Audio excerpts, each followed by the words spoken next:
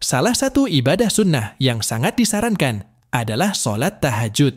Melaksanakan sholat ini pada sepertiga malam memiliki banyak keutamaan. Bahkan sholat tahajud memiliki pahala dan kebaikan yang luar biasa. Ketika pada waktu tersebut, seorang hamba menghadap Allah dan menjadi manusia pilihan, namun ada 4 larangan yang sebaiknya dihindari saat mengerjakan sholat tahajud. Melanggar salah satu dari 4 larangan ini, berarti melanggar sunnah yang dapat mengurangi atau bahkan menghilangkan pahala dan keutamaan sholat tahajud. Lalu, apa saja 4 larangan dalam ibadah tahajud? 1.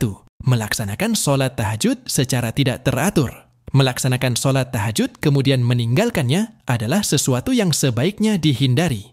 Melakukan sholat tahajud hanya saat menghadapi kesulitan, seperti saat terlilit hutang atau dalam kesedihan, namun lupa melaksanakannya saat dalam keadaan lapang dan bahagia, mendapat kritikan dari Nabi Sallallahu Alaihi Wasallam.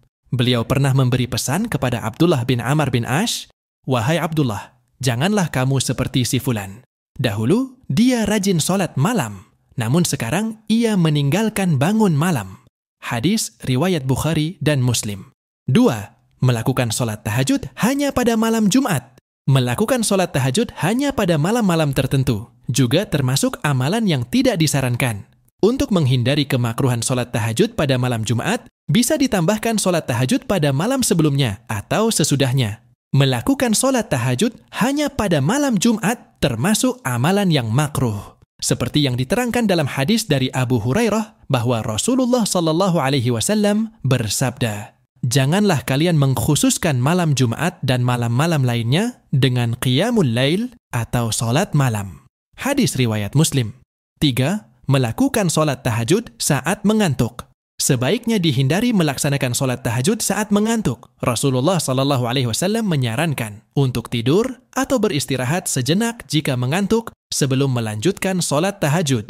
Memaksakan diri untuk melaksanakan sholat dalam keadaan mengantuk dapat mengakibatkan kesalahan dalam sholat.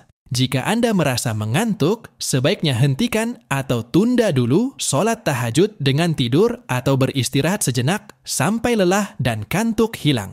Suatu ketika, Rasulullah SAW masuk ke dalam masjid dan melihat sebuah tali yang terbentang di antara 2 tiang. Beliau bertanya, "Apa ini?" Para sahabat menjawab, "Ini adalah tali milik Zainab. Ketika dia sholat berlama-lama hingga kelelahan, dia bersandar padanya." Rasulullah SAW kemudian bersabda, "Lepaskanlah tali itu.